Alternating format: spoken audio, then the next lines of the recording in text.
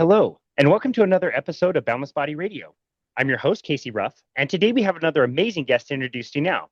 Alex Viada is a renowned coach and fitness expert who strives to deliver the most comprehensive roadmap to hybrid training, including both strength and endurance training. Drawing upon decades of experience and his latest research, this revolutionary approach does away with single modalities, blending strength training, endurance conditioning, and cardiovascular optimization to help athletes reach peak performance.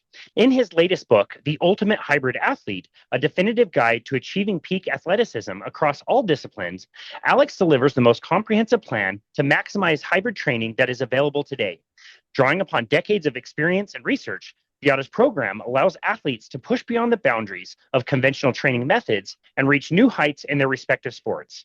From marathon running to powerlifting, Viada's revolutionary approach helps all hybrid athletes reach their peak performance. Alex Viada, what an absolute honor it is to welcome you to Boundless Body Radio. Oh, thank you so much. Really a pleasure to be here. Looking forward to this. I'm looking forward to it as well. Somebody may have heard the introduction and thought, what is this guy talking about? This is ridiculous. If you know anything about fitness, what we are talking about is completely polar opposites. You can be good in endurance sports, or you can be good at explosive sports. If you know anything about fitness, you know you cannot do both. And you've been able to figure it out. It's absolutely ridiculous. So, I think that what's interesting about the concept is, and one of the things I'll tell people first off is you'll never be the best in the world at both. Obviously, there are too many differences. You'll never be the world's best marathon runner because you need to be 125-pound Kenyan to be that, and you'll never be at the same time the world's best super heavyweight strongman. It's just not going to happen. There are certain realistic things. But what I usually try to tell people is that the human body is capable of a lot more achievement, a lot more performance in a lot of different areas than I think we give it a lot of credit for. And one of the things about hybrid training is that you have to understand what it is that makes you good at something. You have to be able to break down, like, what does it take to be a good explosive power athlete? What is the type of training that it takes to be a good endurance athlete? And realize that you have to really drill down into the core, the essence of the training stimulus that you need to really get the most out of a program. And when you do that, when you start cutting out the noise, when you start looking at the really critical pieces, you can say, wow, I'm actually capable of getting in a lot more good training in a lot of different areas and making a lot more good progress than I ever thought possible. Wow. That's such a good point. I love the way you explain that. It's like, yeah, you'll never be the very best in the world at either one. But if I ask most of my clients, most people that I talk to, what would you like? What kind of lifestyle do you want? They would probably look at somebody like you and say, dude, this guy has an awesome aesthetic. He gets to do lots of fun, different things, lots of variety. And it's like, why did Spartan become so popular? Why was CrossFit so popular? Because it blended stuff and it looked like a lot of fun. I love that you said that because honestly, one of the first things that really got me into this whole concept was, I came from much more of a powerlifting background, but at the same time as I noticed that my fitness wasn't great, I got challenged to a 5K at one point when I was a pure powerlifter and I think passed out in the first 400 meters of my first training run. I really wanted to do things. I was living in North Carolina at the time when I first started this and was looking at all of these, these century rides, these 100-mile bike rides they have out in the mountains. And you just go through the Blue Ridge Mountains and it's gorgeous out there. And I was like, you know what? I really want to do that. I want to be able to do that. I want to be able to go for like a run in the woods. And, I love lifting, but there's so many other things I want to be able to go and just do in such a way that I'm not going to be shattered and crippled for days. Like, I really like this idea of, hey, who says I just have to be a powerlifter? Who says I have to give up my powerlifting goals if I want to get out there and train for a 100-mile bike ride? And I think that was a big part of it. Like you said, a lot of people just go, hey, I like just doing stuff. Yeah, definitely. I've made the point several times that, like, of all the different animals in the animal kingdom, most animals specialize in a few different things. Like zebras do zebra things and giraffes do giraffe things. And like, they don't have a ton of generalization. And humans live on every continent of the globe. And we have Olympics, summer and winter Olympics, where we have such a variety of different activities that we do because we're this like really not so special animal that can do so many different incredible things that makes us who we are. And again, the only species to be able to get around every continent of the globe. And that's it. It's the versatility. I mean, if you look at the if you look at the complete difference, I just brought up a super heavyweight strongman and a marathon runner, and you look at a 5'6", 120-pound marathon runner standing next to Hafthor Bjornsson at 6'9", who hilariously is the shortest of his brothers, by the way. They're all like 7 foot something. And you look at them standing next together, and you go, how are they the same species? And just realizing the variety and potential of the human form and what we can do when we train for it, I think it's almost such a disservice to ourselves, unless we're super passionate about one thing and one thing only. It's a disservice to ourselves to put limits and say, oh, you know what, that's not for me. I'm a gym rat. All that trail running, hiking, that's not for me. It can be. That's how we're made. Yeah, I love that, man. Well, I want to get into your past history and how you got to these concepts, and I'll have a lot of really genuine and honest questions for you as far as like protocols and how we Yeah. prioritize things and all that stuff. Before we get into that, I just have to ask you, I've heard you mention recently that you're training for a certain kind of event that you want to do next year. Can you tell us what specifically you have in mind, what you're training for? Oh man. Okay. So I haven't really overall announced this yet, but I'm happy to talk about it. So one of the things is I've done a couple of Ironmans in the past, and they've been interesting. I've never really loved the training for them. I think just the endless road miles and all that, and the races themselves, I never really loved. Some people love the race day experience, others don't. I just like the idea of going out and doing challenging things. So one of the things that really caught me, and actually I first thought of this during COVID, was the whole idea of doing like a lot of these self-supported trail races and self-supported bike races and all that, because a lot of formalized stuff was shut down. And I thought at the time, wouldn't it be cool to do something like a triathlon, but with no support whatsoever? And not just no support whatsoever, but leaving no trace. And that means no aid stations, no transitions, anything else, just point to point, get yourself as a human body from point A to point B. So my thought and what I'm going to be training for is a full iron distance triathlon, but bringing everything I need with me. So, for example, on the swim, pulling a raft with a tether that has the bike and all the other equipment and food and water on it. Get out of the swim, load up the bike, load everything on the pack, do the bike. And when I get off the bike, take all the equipment, fold up the bike. I have a foldable bike, and put that on the pack and run out the marathon. And it's going to be my whole idea as well is it's going to be a fundraiser for a couple of national parks, especially here in Idaho. I'm going to do some of it around the Raptor Sanctuary, and it's going to be just one of these events that for me is just drastically different. It's a fun challenge. I'm doing some running, rucking, all of that. It's different. I like it. To me, that's like it's satisfying, and I think that's what drew me to it. That's amazing, dude. For somebody to pretend that I've never heard of an Ironman, like, describe what a normal Ironman setup is, like logistically, like what you're Mhm. talking about, like taking things with you, Yeah, like taking a bicycle with you on a swim or on a run. Like how is that different to yeah. like a normal Ironman if I'd never heard of that? Yeah, so usually in an Ironman, there's a transition zone that you start out in, and you have all your gear there. You have your bike, your running shoes, everything lined up. You get your swim gear on, you jump in the water, you do the swim, you come back to transition, you take your swim gear off, you grab your bike, you load up your helmet, you take the bike around, you come back to the transition, you drop off your bike, you switch into your running gear, you eat, drink, whatever, and then you go out on your run and probably come back eventually to the transition zone. What makes this different, of course, is that bringing everything with you, there's a lot of food, a lot of water, a lot of things like that you have to bring, and of course the logistics of the bike itself. In a triathlon, everything with the bike is aerodynamic. You're on a super light bike. You're not bringing anything else you don't need with you. The foldable bike that I have is not exactly that. I needed a bike that could fold up and fit on a pack so I could carry it. So obviously a full carbon fiber tri-bike is out of the question. So I've got a aluminum frame foldable commuter bike that I'm going to be doing it on. And it's wildly different because everything in a triathlon is about speed and efficiency and traveling light and all that. And this is kind of the exact opposite. And the biggest surprise to me in training for this was how heavy the run is going to be. And of course, how much the bike itself is 25 pounds plus all the other gear. I'm going to be running with about 35, 40 pounds. The training for that has been wildly different because I've never done any of those like long ruck runs or anything like that. So it's actually interesting because that's one of the areas where a lot of the strength training is really come in handy. More durable, more robust, stronger upper body. So it kind of suits me. Wow.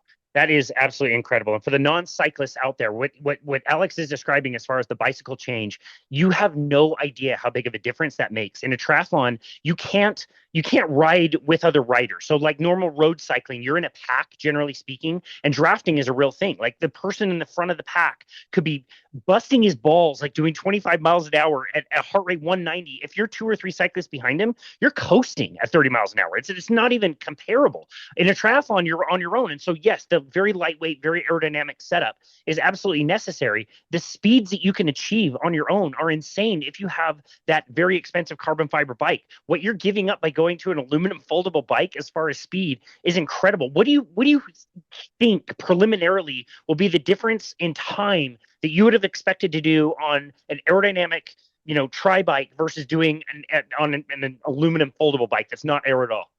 So I've actually been doing a lot of comparisons. Thankfully, on this foldable bike, even though it's thicker tires, these are 100 psi, BMX tires, and I've got really smooth, low rolling resistance. Everything else, I've got some good equipment on it. I managed to get some, bull bars on it. Hopefully, a little bit aero, but still, for a similar 20-mile loop, I tested on my tri bike at about to get that loop done at I think it was 24 miles an hour was like 208 watts.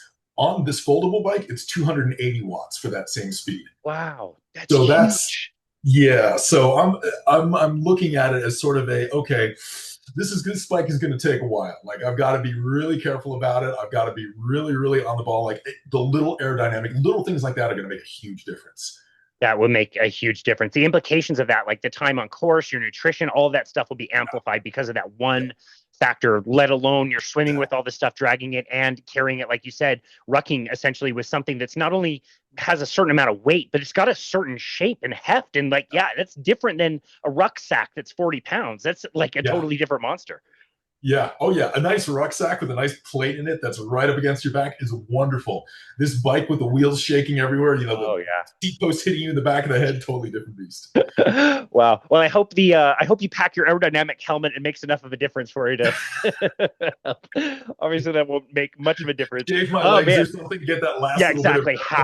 Have to for sure. Yeah, exactly. That's amazing. Okay, awesome. Let's talk about your own history as far as athletics. Sure. You talked about always being interested in this kind of stuff and always being interested in doing lots of different things. Tell us kind of how this all evolved for you and how you eventually got to what you today call hybrid training. Sure. Yeah. So when I was growing up in high school, I lived overseas for a while, moved back to the US, played so many different sports. Like pretty much anything my parents could throw me into, I would get into, swimming, soccer, football, lacrosse, track, every martial arts, like the whole thing, boxing for years. It was a lot of fun. I never trained hard for any one thing, but I was generally athletic and really enjoyed it. After high school, ended up going to a D1 school, ended up going to Duke. I was not good enough to walk onto any of the teams. So I pretty much dropped every type of sport that there was. I dropped everything. Got back into training, just kind of discovered weightlifting, discovered that like I really enjoy this, and got into powerlifting kind of at the very end of college. Finally got back into something and really started throwing myself into it. But I think one of the things that I really started to notice was that as I got fitter in powerlifting, I really missed that sort of feeling of just being capable that all the sports growing up gave me. I missed being able to be like, yeah, I was pretty strong. Yeah, I was pretty fast. I could pretty much go do anything. I could, pick up a ball in any sport and be pretty good at it. And I think the specialization that I got into, which was really, really encouraged by a lot of the internet at the time. I mean, we're talking, 2003 message board era when everyone was like, you're a bodybuilder, you're a power lifter, you're a runner, you don't do anything else. It was really that attitude of you have to stick with this sport. This is your identity. This is everything else. And I really kind of bristled against that. I didn't like that idea. And a lot of my friends, I have some friends that were good runners. And we'd always get into these little things about like what fitness means and all that. And I remember having a conversation at one point, and they were talking about how I was the strong one, but in like a zombie apocalypse sort of thing, I would be the first one to die. And it was that sort of thought that yeah, like Alex will run really fast for about I don't know 200 meters or so, and then he'll probably fall over and get eaten. And I was going, yeah, that's not really like obviously the zombie apocalypse is maybe not a concern, but I really don't like this overall perception that I'm just this kind of slow, lumbering, out of shape individual. So we got to talking. I got challenged to doing this 5K, and got utterly destroyed by the training. And I think it was really a wake up call. I was going, hey, you know what? I'm just not very fit. I really like what I can do. I've been following all that stuff about how weightlifting is good for your heart and all that, but I was really out of shape.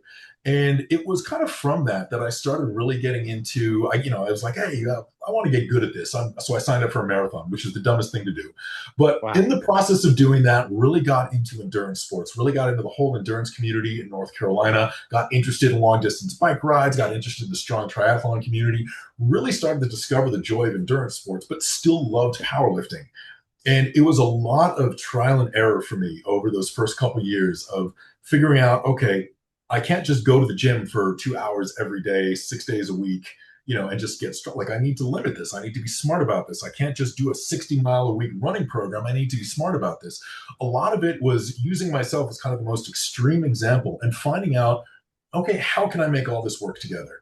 And spent a lot of time research, things like the interference effect and, how to minimize that and a lot of other things to start to develop this concept. And, I was a personal trainer at the time. So I then started kind of testing it out on some of my clients. And that's really how the whole idea got born. Gotcha. Yeah, that's very interesting. You mentioned a few of them there, but what are some other mistakes that you ended up learning so much from early on? Because this is a very difficult thing. We'll probably say this word 100 times in this conversation, but balancing Yeah. those two things, staying strong and developing endurance. It's a real compromise there. Like, what are some of the Yeah. mistakes early on that you were making that you eventually learned from? Yeah, one of the biggest mistakes was honestly just thinking that I could just layer on a basic running program on top of my lifting program. And I was just like, you know what, I'll lift on one day, run on the other, lift and run. And it really didn't work. I would go into my lifting sessions just completely torn up and exhausted. I would go into my running sessions with dead legs. There was this whole idea in my head that, okay, these are two different things. As long as I leave some time in between them, I'll be fine. And so I just started following a basic, first it was a couch to 5K, and then it was just a basic first marathon program. And the mileage was all wrong. The progression of just adding more miles every week just made my training get harder and harder and harder. My lifting wasn't periodized to go along with it.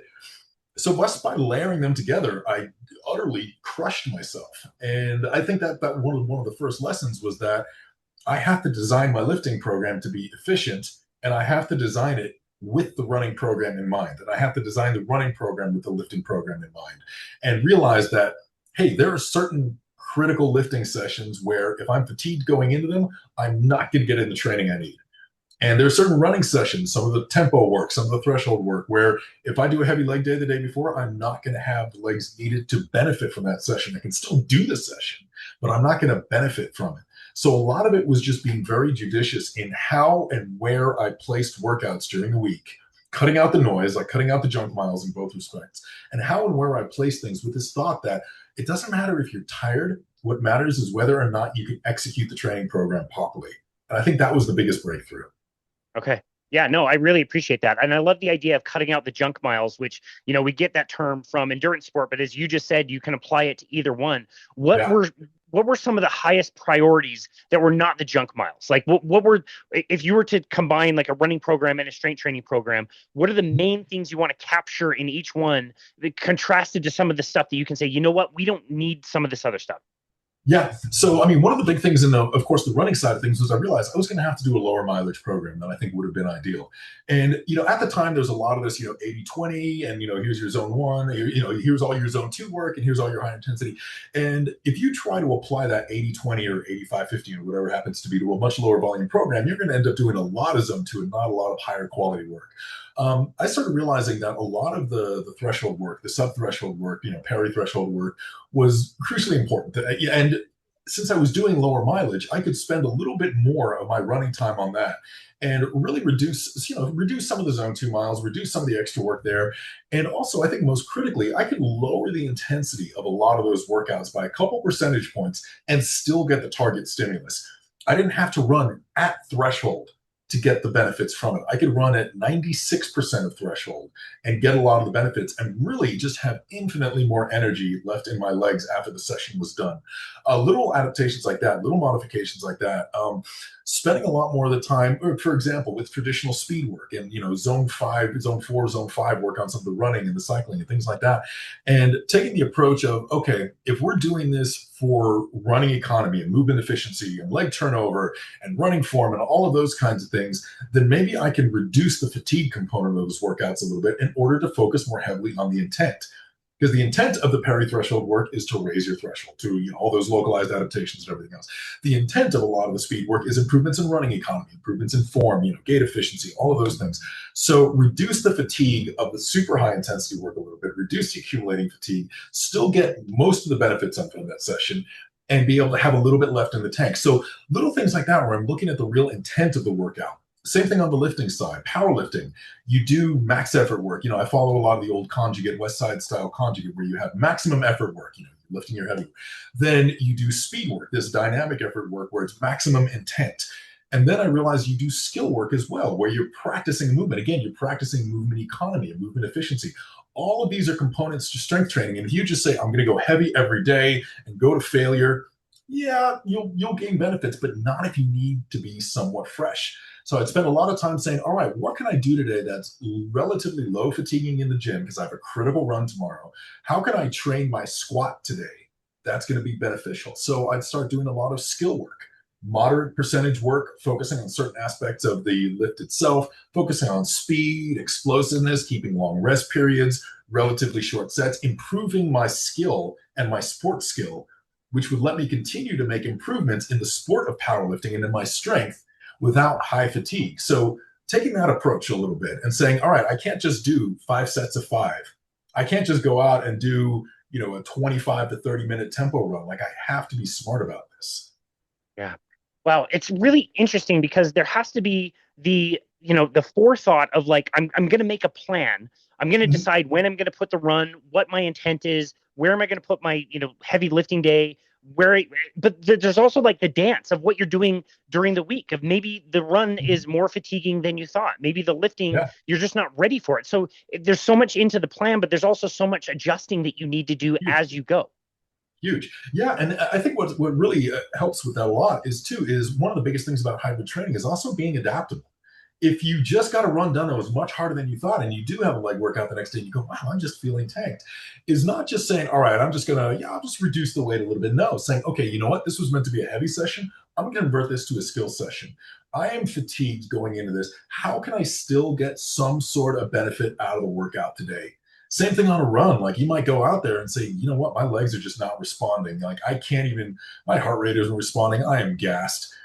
This is just not going to work. Do you go home, or do you say, you know what, maybe I'll just do some higher speed, low fatigue intervals. Maybe I'll even do some plyometric bounding, and some 4x300s with full recovery in between to get something out of the session, something that's still going to move me ahead in my sport. And that adaptability is huge, because you realize that, okay, since it's the intent of each training session that matters, I can always do something on any given day that's going to make me better. And I think keeping that mindset in there, it also removes a lot of the emotional attachment from saying, oh man, that workout was terrible today. Oh man, I can't believe I got this huge run tomorrow. My legs are dead. You go, you know what? No, that's okay. Like, I'm still going to get something out of that session. Let me just figure out what the best thing to do is. Yeah. Okay. Yeah, I like approaching it that way, and I hadn't considered what you just mentioned, that like you will judge yourself if you don't accomplish a thing you thought you should have done on that day, versus again dancing around the circumstances and saying like, you know what, this is the best I have for today, and I got the best Yeah. workout possible by working on mobility or something else, like you Yeah, mentioned. For exactly. sure. Okay. Exactly. You wrote an entire chapter in your latest book, all about fatigue. And we've mentioned it a few times before. What ways are you thinking about managing fatigue within a training cycle? So there are a lot of things to managing fatigue. I mean, we're talking about central fatigue as one of the main things, and we're talking about central fatigue. When we talk about that, we're talking about sort of the accumulated feedback to the brain from the body that things are just a little subpar. There's all that nerve feedback. There's inflammation. There's a lot of other things that are conveying to the brain, hey, we're tired. Let's reduce our output a little bit. When it comes to managing fatigue like that, it's realizing that certain things like central fatigue can reduce the quality of certain kinds of training. I'm not going to be as explosive. I'm not going to be as fast. I'm not going to be as responsive. But there are still, again, other things that can be done. When you're in a high state of, like, let's say, central fatigue, you can still do some easy work. You can still do some zone 2 running. You can still do some basic hypertrophy work, for example. So managing fatigue, obviously, you want to minimize fatigue. Obviously, you want to say, okay, since I'm doing these sports, rather than doing this workout as a 10 out of 10 every time, I'm going to reduce the intensity of each interval a little bit. Maybe I've always been running these intervals at 100% of my threshold. Maybe now I'm going to start running them at 96%. I'm going to take out a little bit of that stimulus. Maybe I'll reduce the number of intervals by one. Is it going to reduce the total impact of the workout? Yeah, a little bit, but it's going to free up so much more recovery. So managing fatigue is a little bit about understanding that I am always going to be at a slight level of fatigue. I'm always going to be a little bit subpar. Fatigue masks fitness. I shouldn't take any of this too seriously, but I should also work within the parameters of what is fatigued from session to session. Like, again, I'm going into this a little bit tired. What can I still do today? So a lot of really looking at fatigue isn't so much about trying to eliminate it, but trying to understand it and kind of work around it and realize that the body is constantly recovering. And even if you're dealing with a level of fatigue, you can still work through it as long as you're not, bulldozing through it. You can still work through it and continue to progress. Got it. Okay. When we're talking about fatigue in particular, we can talk about subjective measures like how do you feel, how excited are you to do a workout is a really great indicator of what kind of work you should be doing on a day. We also have some objective measures. There's things you can measure. Tell us some of the ways that you like to measure fatigue, either subjective or objective, and whether you Sure. value one more over the other. I still think subjective measures of fatigue are the gold standard by far. It's really interesting. I used to look at a lot of things, and I don't know if you've seen the same research, but when you look at a lot of things where they're testing like HRV and they're testing all these other metrics and all that, they always say, yes, this performed almost as well as this athlete survey. Because the athlete survey, the rest Q and all of those basic questions that are just like, hey, how are you feeling? Did you rest well? How are you feeling about your performance? How excited you were? That still predicts overreaching and overtraining better than any other metric I've ever seen. And so for me, like the biggest indicator of fatigue is just basically saying, how much do you feel like doing this workout today?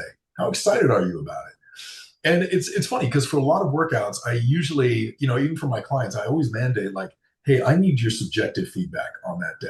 I don't care what the data says. I need your subjective feedback. First, tell me how well you thought you were going to do before the workout, like how excited you were, how stoked. And then after the workout, tell me how difficult you felt it was compared to your expectations. Those two things give you such a great sense of fatigue. You can even do it for yourself. You look at your workout that you have coming up, and you're like, I'm really excited to do this. I'm going to crush it. Afterwards, you go, oh, that felt a lot harder than I expected. A lot of that can be a sign, even if you look at it, okay, psychologically, I'm in a good state. Physically, I'm in a rough state. So that's one thing I look at. I also look at other metrics, like, for example, the basic broad jump. Have somebody do 5 broad jumps, drop the highest and lowest, average the other 3, track that on a Monday, week to week to week. That gives a very, very good overall impression of overall maximum motor contraction, central drive. If that number starts to drop, it's usually a pretty quick sign that the individual is suffering from some level of central fatigue. Loss of explosiveness, jumping ability is really high up on that.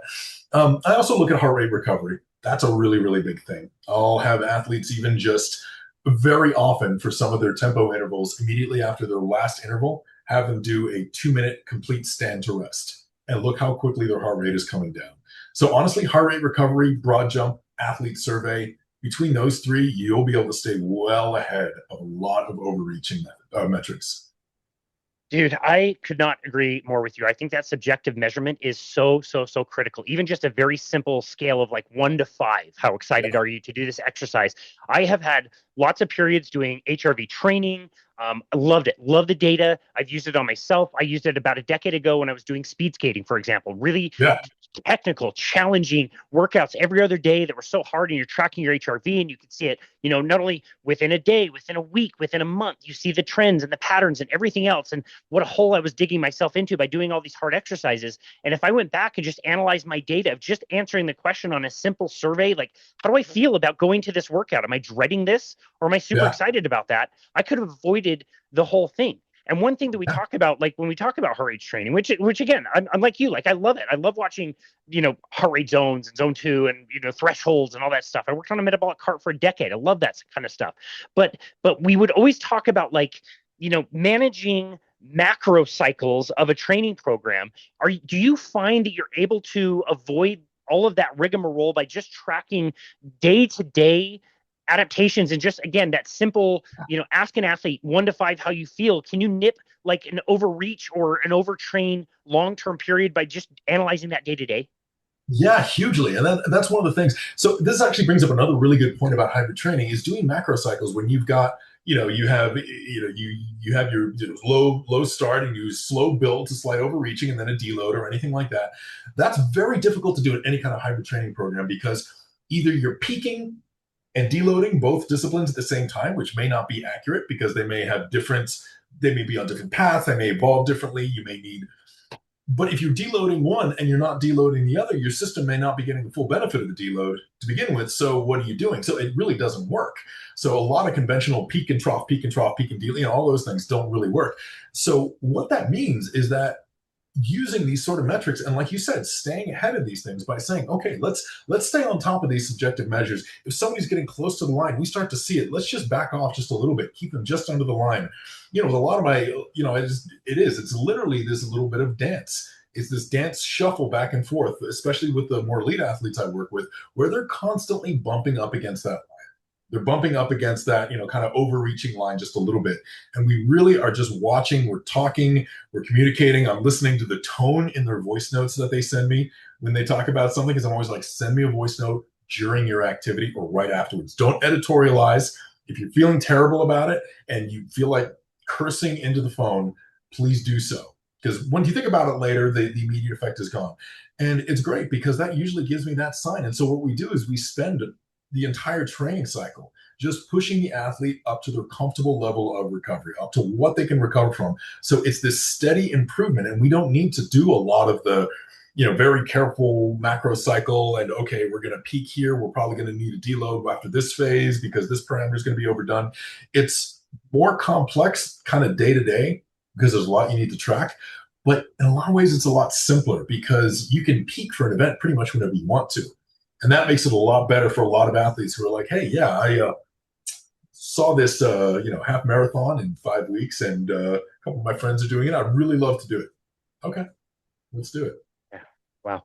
It's a total paradigm shift for the way a lot of people think about fitness. And Yeah. and yeah, I really like the way that you approach it, and it makes a lot of sense for sure. Kind of dealing with the day-to-day stuff more so than prioritizing the big stuff. But I Yeah. do want to ask you also about like how do you know whether somebody is pushing the border and you want to bring them back on the cardio side or the strength training side? Is there a difference between the two, or do you notice the same kind of adaptations that let you know that we're pushing a little too hard, we need to back it off a little bit? It's really interesting because there are a lot of parallels between tracking the two. Because, for example, when I do strength training, and honestly, when I do both, but when I do strength training, I'll usually say, like, let's say, for an example, I know an athlete's one rep max in a given lift, which usually I do. I'll have a pretty good sense of what they're capable of. Week to week, I may rotate them through a set of 5 at a certain percentage or a set of 8 at a certain percentage and so on and so forth. And I can usually tell what I predict is that every 3 to 4 weeks, overall, they may get an improvement of, let's just say 1 kilo. Every 3 weeks, 1 kilo is they're going to add to this lift. And so every week that goes by, I kind of adjust the percentages a little bit to keep them on this steady, slow upward track. I can see very quickly over the course of a week or two if they're beginning to struggle to hit these new percentages or these target percentages.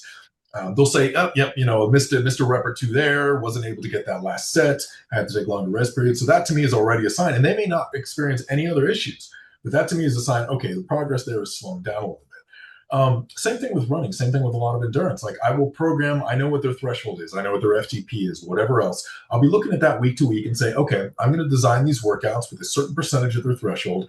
I have a dozen workouts where I know exactly how this athlete is going to perform in each one.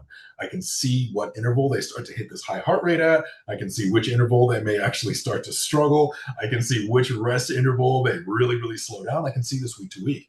And then as the weeks go on, I can start to see if they begin to underperform a little bit. If I'm increasing their threshold by, 1 second per mile every 5 weeks or something, I can start to see if they begin to underperform. They're getting fatigued a little bit early in this session. They're not hitting their target heart rate here. Their legs are burning out.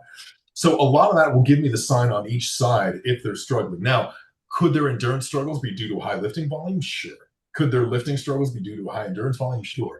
But typically in those cases, I will just do a slight reduction in both and then an increase back to norm of the one that's not struggling, just so I can then recalibrate and see if they resume their progress immediately. Okay, So it, that makes a lot of sense. yeah, yeah, Yeah. Okay. yeah. Go ahead. No, I was going to say, so a lot of it is, and again, it can get kind of data heavy, but at the same time, intuitively, you're going, well, yeah, like, I just, the 3 sets of 5 I was supposed to do, I only got 4 on the last rep. That's a pretty clear sign that, hey, that's just not there this week. And in practice, it becomes pretty easy to track. Got it. Yeah, it's a really interesting mix of the data and using your intuition to be able to dance between the two. And talking about like being able to do again, like more along the lines of endurance sport, that strength training component has to be so critical to be able to maintain muscle mass. Because again, if you're trying to overperform in endurance, you're probably going to be losing muscle mass to Yeah. to be able to do that, correct? Yeah, absolutely. Absolutely. And that's actually a big part of it, which is why I say, like, any athlete can use hybrid methodology because there are a lot of runners out there. We all know that runners should be strength training. Like, it's one of those things, we just acknowledge it. You should be doing some strength training. You should probably be doing some plyometrics. You should probably be doing all that stuff. And a lot of people who love running may not necessarily have any interest whatsoever in lifting. So for them, they're like, okay, everybody's telling me I should lift. I should get in there at least 2 days a week. Well, let's make that the most effective possible. Let's use some of these hybrid principles of looking at workout intent, of being able to adjust intensity appropriately.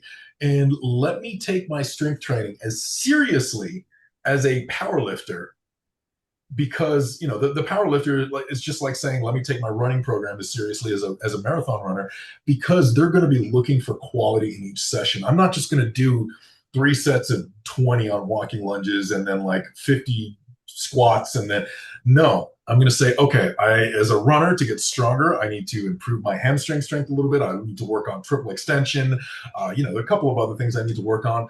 Okay, here's going to be my lifting program. It's going to involve these lifts. There's going to be some skill work. There's going to be some explosive work, and maybe even some heavy work. And I'm going to set this out over the week in such a way that I'm doing the minimum effective dose plus one to get me the strength results that I need. And so it's going to be a very carefully, I always say that, like, it's a little bit. Have you ever heard that?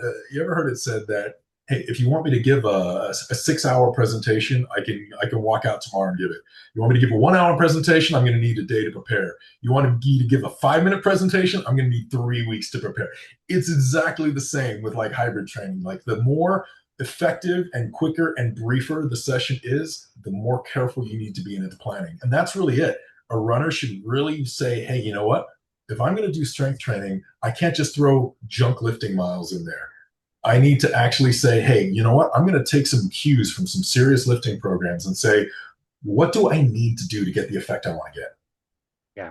Okay, I love that. I want to get back into that in a second, but you just made me think of like what are most people's goals around these events? Like I think for myself, like I love to walk, I love to cycle, like you, I love to mountain bike.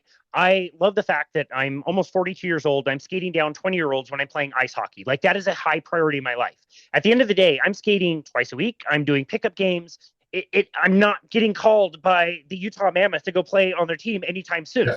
What else is my priority? My priority is good mental health. I want to have good energy so I can continue to train my clients and have good immunity so I don't get sick from things. And I want to have good longevity. Like there's so many components to what you're describing as a training. Is like, yeah, I want to be good at ice hockey for as long as I can, but I also want to like live long and die quickly when I turn 95 or 105. And you have to balance all of those things. Like I Yeah. know I could change my training and nutrition to be slightly better at ice hockey. That's not going to do anything for my longer term goals and my other priorities that I have in my life.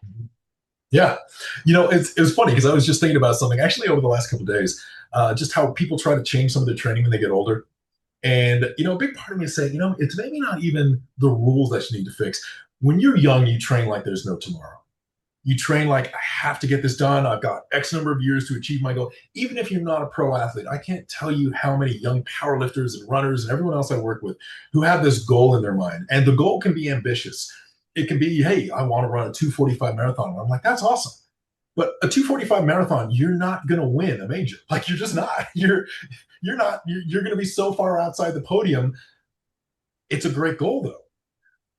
But you're going to train. You're going to tell me you don't want to train like there's no tomorrow for that goal, because believe me, 10 years from now, you're not going to care so much what you did.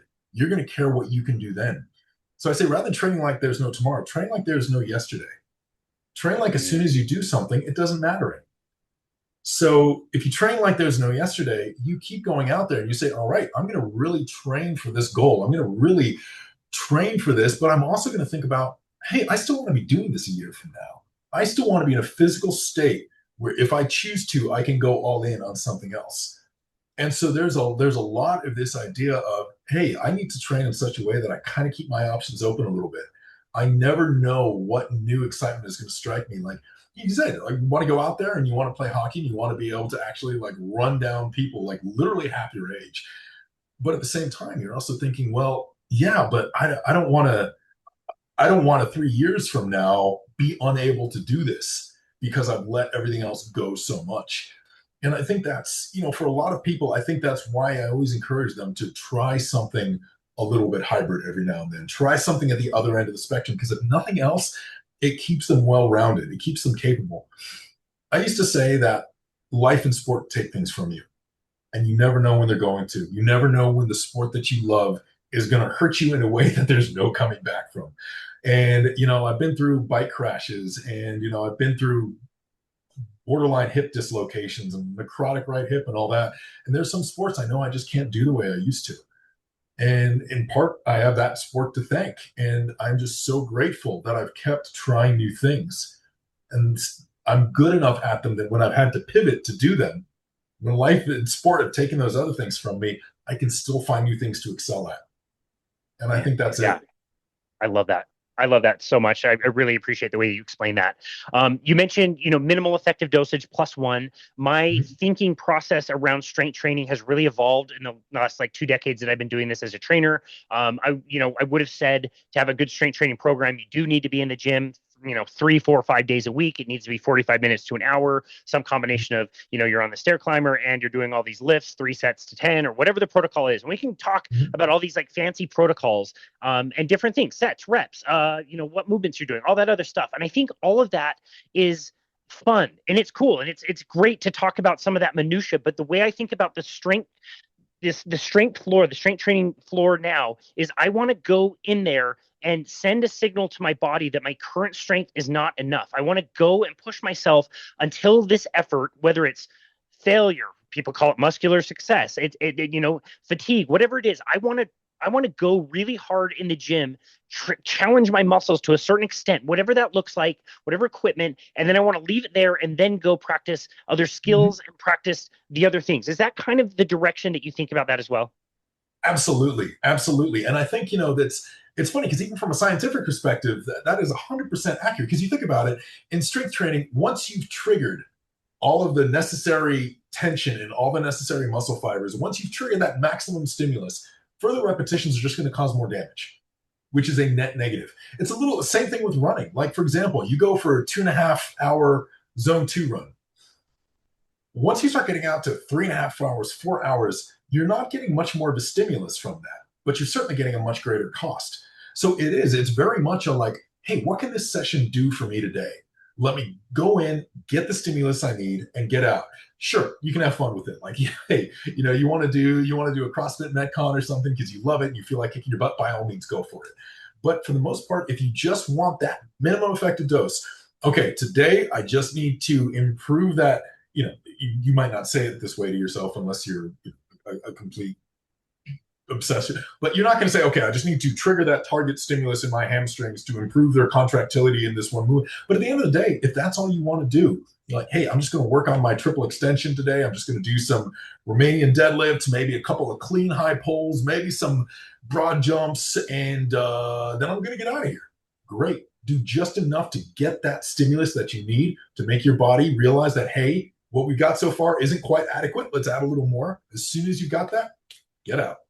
Yeah, I love that. I've been giving people the analogy of like mowing your lawn. Like if you mow your lawn one time, you make one pass, you mowed your lawn and it looks pretty good. And you spent whatever time you spent. If you do a second pass, like it'll look a little bit better for sure. But the Yeah, cost that you mentioned is like now you just doubled your time.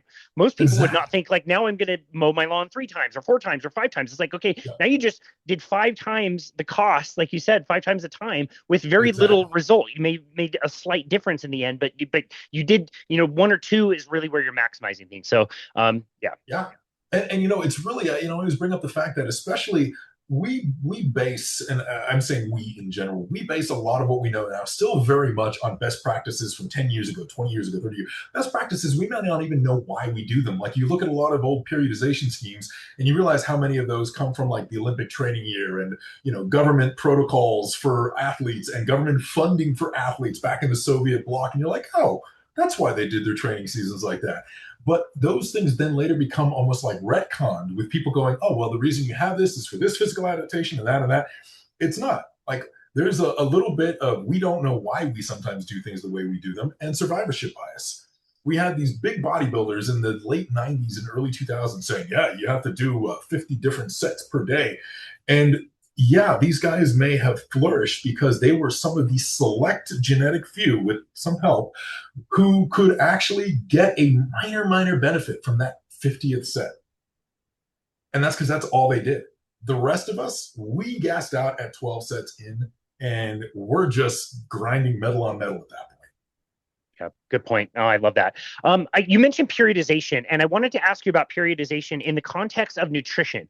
Obviously, this is going to vary widely, but what are some principles about nutrition that you kind of think about when you're working with most people?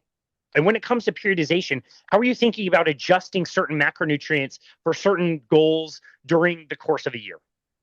So my biggest priority actually lately has really become, as much as possible, the elimination of a relative energy deficit when training. And what I mean by that is like for a lot of hybrid athletes who are doing regular, like higher volume training or just doing a lot of sessions, things like that, for me, making sure that they are adequately fed and fueled for every session is by far the most critical thing I think I can find in their training. And so what that means is that it may not be a lot with nutrient timing necessarily, but a lot of carefully planning, like for example, total carbohydrate quantity to really account for the work they're doing, even if they're on a cut. I would rather an athlete be in a small deficit, but still be fueling their training properly to really avoid that excessive breakdown. So that's one thing. Macronutrients tend to be, I mean, I will tend to do a lot of carbohydrate cycling for a lot of my athletes. I always think of it, the protein intake is more or less static. I tend to not vary it. I don't go super high on protein. The only time I'll ever go very high on protein for an athlete is if they are in an extensive deficit and there are real concerns. Like, let's say I have an athlete who is desperately trying to make weight, or an athlete who like absolutely wants to drop a weight class or something like that. We may do some higher protein during hard cuts, but we'll tend to keep those very short. I don't like running athletes in profound deficits, even if they want to make a composition change, because again, if you keep the calories up to fuel them. That's how I like to have it. What I usually do is kind of periodization throughout the training week. So undulating carbohydrate intake to account for higher volume sessions, like say those are consolidated on the weekend, lower carbohydrate potentially earlier in the week, and a little bit of that thought of, okay, if I'm a little bit less fueled today, am I still going to be able to get in these sessions? Like, for example, on a lower fuel day, maybe the lifting is primarily skill-based lifting. Maybe we're just doing some minimal dynamic effort lifting, just practicing a movement, getting out of there. We don't need super high intensity. We don't need super high energy substrates or anything else. Conversely, if we're just doing a day that is a speed day, running economy, lots of recovery in between, yes, it's anaerobic. Yes, you probably need glycogen stores and all that, but accumulating fatigue is going to be less of an issue. So on a slightly lower carbohydrate day, you may actually be able to do some of those higher intensity intervals with great rest in between because the volume is relatively low. So I tend to run a lot of it like that.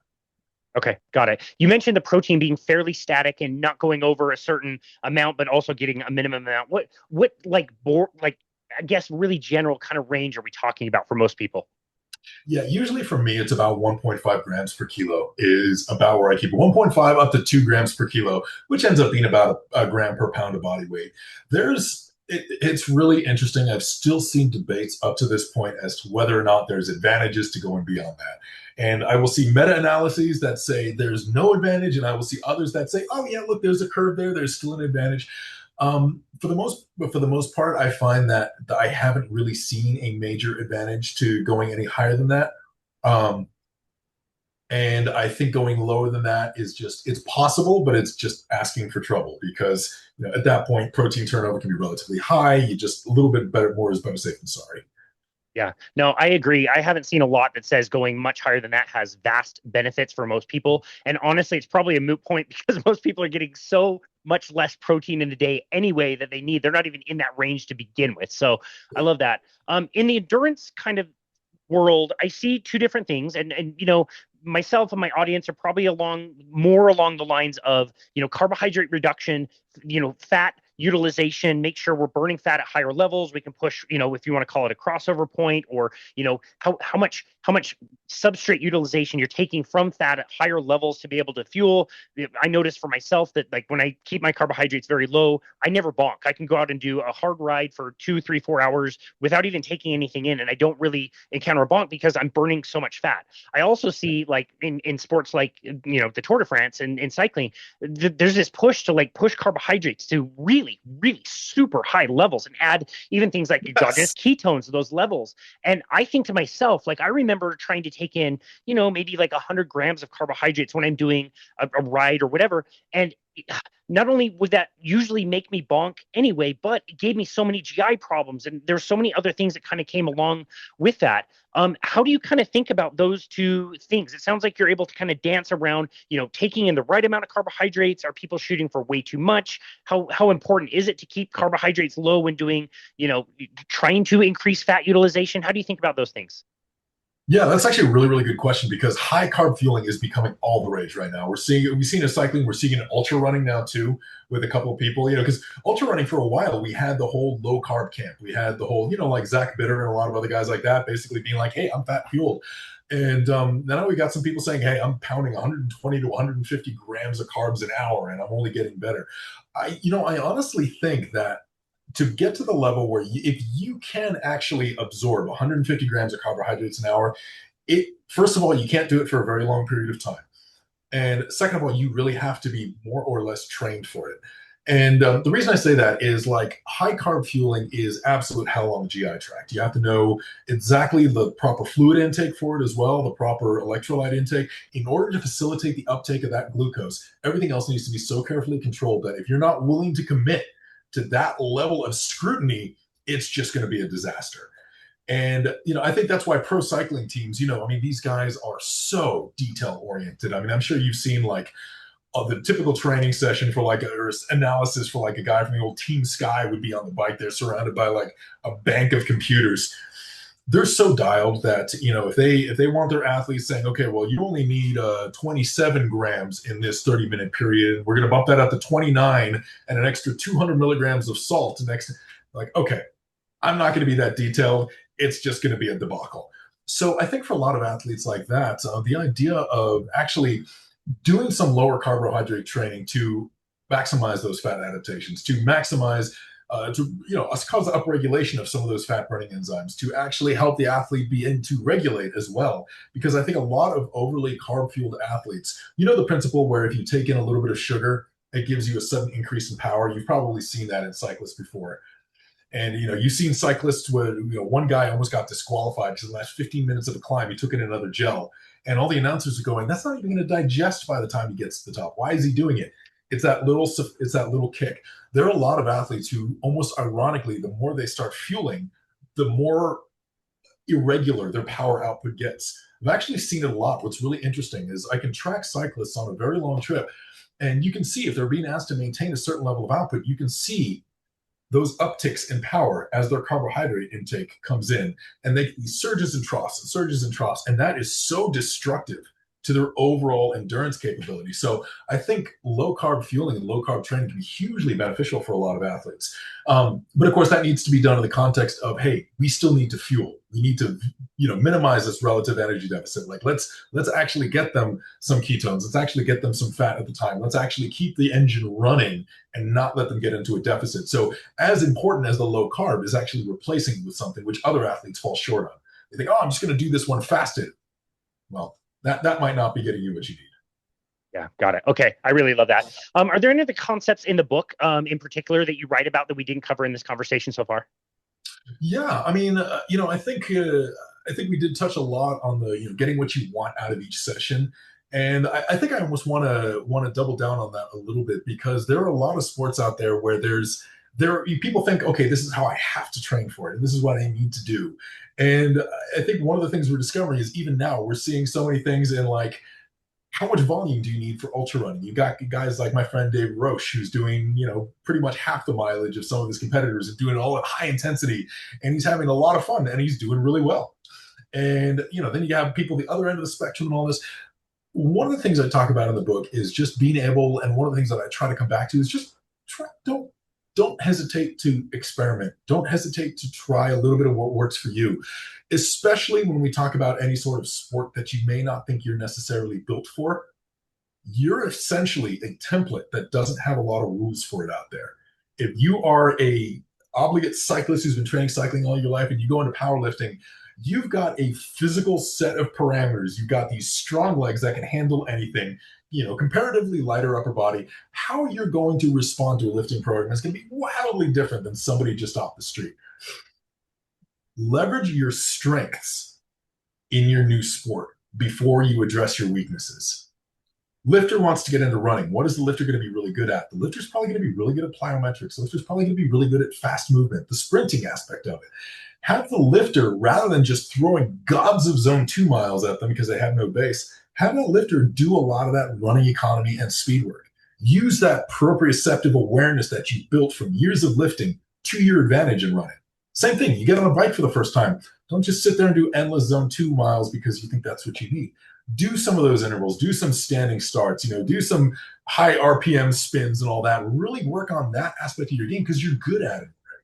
Same thing for endurance athletes getting into lifting. Like, you've got the engine to be able to do some of these higher volume workouts that a lot of other people haven't been able to do. You've got a pain tolerance as an endurance athlete that is astronomically higher than most lifters. Trust me on this one. Worked with elites in both and elite endurance athletes. Your idea, especially cyclists, probably speed skaters as well, I would think. The idea of like the workout doesn't really start until you're well past the point where the average human has given up is just, it's phenomenal. And so I say use that, in the lifting. Don't just spend all your time just trying to, get used to new movements and all that. And spend some time leveraging your strengths. Do that high volume leg press. Hammer your legs into oblivion. Use that pain tolerance you've got to your advantage. And I think that's it. Realize what you bring to the sport, not what makes the sport hard for you. Mm. Man, that is super well said. We live in a world where there's, very popular health podcasts that have these protocols of exactly how you need to do, heat in the sauna and the ice baths, and it has to be this time, and this is the only way you can do things. And like your message, the word that I'm taking out of this conversation the most is fun. Like, yes, you can train with intention and you should, and there's lots of different things you can do, but you can make this for yourself. You can experiment, you can individualize, and you can make this fun and make this the way that you want to be. And so I love that you put all this stuff together. It's really phenomenal. And I've very, very much enjoyed this conversation and have asked tons and tons of selfish questions for myself in my own life that I really appreciate your insights on. And I know our audience is going to love that as well. For now, Alex, where can people go to find you and connect with you and your work, and where can they pick up the book? Yeah, so you can find me on Instagram at alex.viada or at Complete Human Performance. That's my company. The book you can just find on Amazon, Barnes & Noble, a couple of other places, The Ultimate Hybrid Athlete. There's both a hard copy and Kindle version, so whatever you want. Awesome.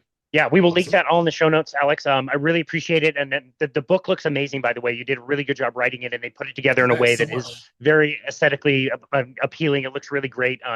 So, yeah, we really appreciate you, and bringing this conversation to the table, I think, is really important because, like I said in the very beginning, I think if you were to ask most people what they wanted as far as their goals, they would be probably somewhat aligned in this direction. I want to be good at several different things. It's not the top priority in my life, but I like feeling like I could go on a run if I wanted. I could go on a long bike ride, or I could go do something really explosive and have a lot of fun. So I really appreciate your message and your energy, and I really appreciate you taking the time to come on our show today. You've been awesome. Casey, thanks so much. Really enjoyed it. Thank you. Absolutely. So did we. Really appreciate it. And this has been another episode of Boundless Body Radio.